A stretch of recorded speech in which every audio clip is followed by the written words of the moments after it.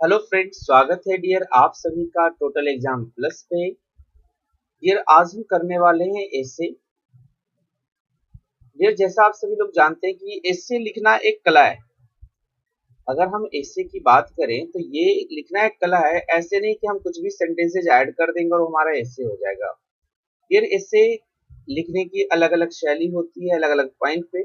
लेकिन जो हम आज करने वाले हैं, एक्चुअली इसके पहले भी मैंने एसे कराए थे, तो आज हम एसे करने वाले हैं।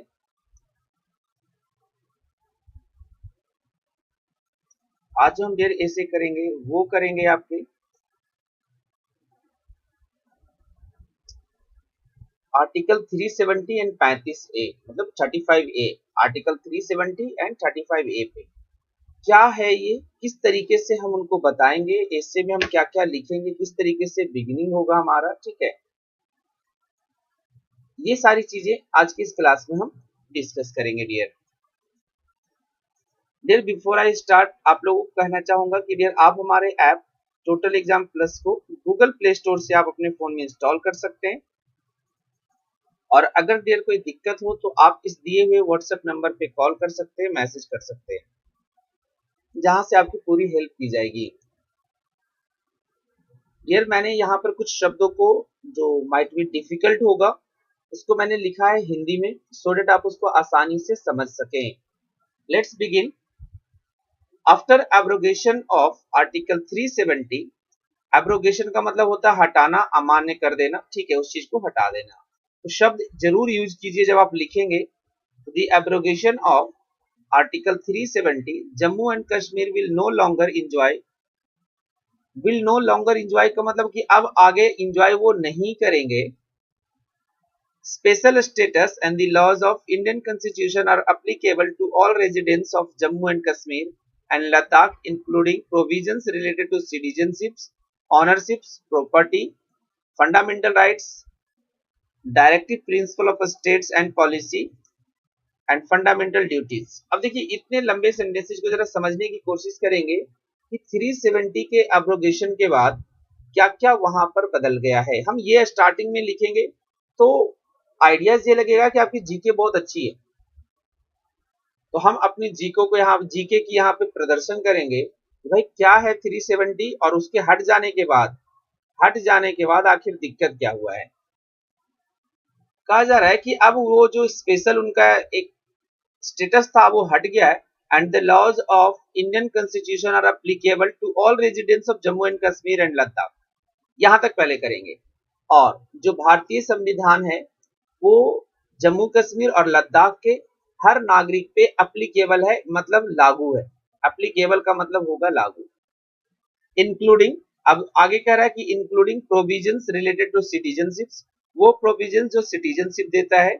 ऑनरशिप ऑफ प्रॉपर्टी, जहां पे प्रॉपर्टी है उसकी ऑनरशिप की जैसे पहले थी कि आप जम्मू एंड कश्मीर में जाकर के जमीन नहीं खरीद सकते, तो ये सारे बदलाव वहां पर आए। फंडामेंटल राइट्स, जो फंडामेंटल राइट्स होते हैं। Directive principle of state policy and fundamental duties, और वहां पे जो स्टेट की पॉलिसी है वो भी आपका चेंज हुआ। Article 35A has now become nullified. अब जो वहां पर 35A है जिसके तहत उनको एक स्पेशल राज्य का दर्जा दिया हुआ था, अब वो बिल्कुल अमान्य हो गया है। अब कोई ऐसा नहीं है कि आप स्पेशल हो, आप जैसे भारत के सभी राज्य हैं वैसे आप भी हैं। Now try colour of India is national flag for Jammu and Kashmir and Ladakh also. अब हम बता देंगे कि भाई वहां पे ट्राई कलर चेंज हुआ, पहले वहां पे दूसरे थे, अब ट्राई कलर वहां पर आ गया नेशनल फ्लैग के रूप में, जो कि जम्मू कश्मीर और लद्दाख दोनों के लिए होगा। Right to information and right to education are now applicable, मतलब सूचना का अधिकार और शिक्षा का अधिकार, ये दोनों अब वहां पर एप्लीकेबल हो गए। Now duration of legislative assembly is now 5 years instead of 6 years।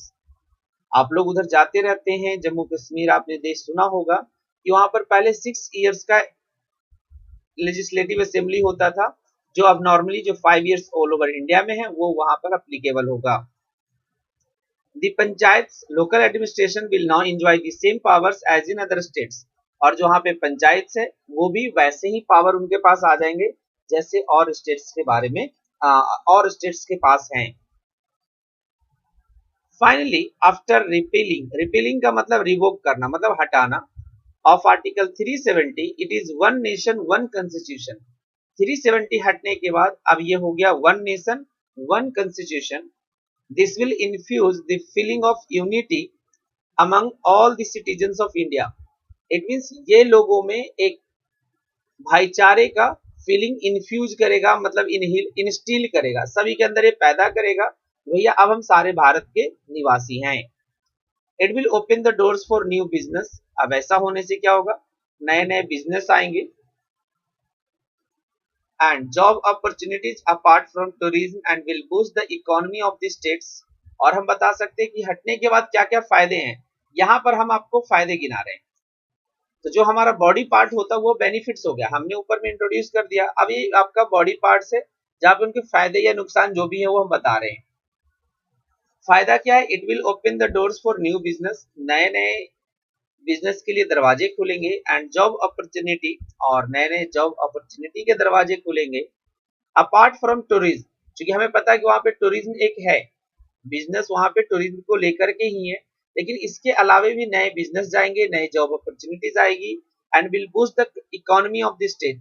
और वहां की जो इकोनॉमी है स्टेट की वो क्या करेगी, बूस्टअप करेगी, ग्रो करेगी। The central government of India will now be able to provide better medical education facilities to citizens of Jammu Kashmir and have better position to curb terrorism। अब देखिए और क्या होगा कि जो हमारा भारत सरकार है, जो सेंट्रल गवर्नमेंट होता है, वो वहां पर बेटर मेडिकल फैसिलिटीज दे सकता है, एजुकेशन दे सकता है, सभी फैसिलिटीज सभी सिटीजन्स ऑफ जम्मू कश्मीर और वहां पे लद्दाख वाले सभी को मिलेंगे, and have better position to curb terrorism. और उनके पास एक अच्छा नियंत्रण होगा आतंकवाद पे लगाने के लिए, एक अच्छा पोजीशन पे रहेंगे कि हम वहां पे आतंकवाद पे लगाम लगा सकते हैं। अब ये हो गया। अब हम कुछ नेगेटिव मार्किंग भी है तो हम उसको लास्ट में इंट्रोड्यूस कर देंगे। सब negative side of repealing of article 370 में आल्सो भी सीन कुछ देखे गए। It has engendered fear among residents of Jammu and Kashmir about security। कुछ वहां पे जो नागरिक थे जम्मू एंड कश्मीर के, वहां के जो रेजिडेंट्स थे, उन लोगों के अंदर भय भी जगा कि कुछ ऐसा शायद हो सकता है। Many dread that the way Article 370 was repealed, the government might take similar action in other states also and people could not say anything। कि जिस तरीके से यहाँ हुआ है 370 को हटाया गया है, वैसे शायद और भी स्टेट से इसी तरीके से हटा दिया जाएगा। This is a threat to our democracy. और क्या कहा गया कि ये हमारे संविधान के लिए एक थ्रेट है, एक धमकी है। आई होप इतना अगर आप लिख पाएंगे डियर, इतने तरीके से लिख पाएंगे, ठीक है। इनकेस कुछ अगर आप लोग को दिक्कत हो तो आप हमें व्हाट्सएप जरूर करिएगा, टेलीग्राम ग्रुप पे आप भेज सकते हैं, ईमेल भेज सकते हैं, हमारी वेबसाइट पे जाकर के बता सकते हैं, फेसबुक पेज हमारे लाइक कर दीजिएगा। फिर यूट्यूब चैनल पे भी हमारे कंटेंट्स आते रहते, वीडियोज आते रहते, तो आप वहां भी सब्सक्राइब कर सकते हैं। आई होप ये इससे समझ में आया होगा। इनकेस कुछ इंप्रूवमेंट की जरूरत हो तो आप लोग सजेस्ट जरूर करें कि हाँ सर कुछ और इसमें ऐड होना चाहिए। आई होप वीडियो आप सभी को पसंद आया होगा। Thank you dear.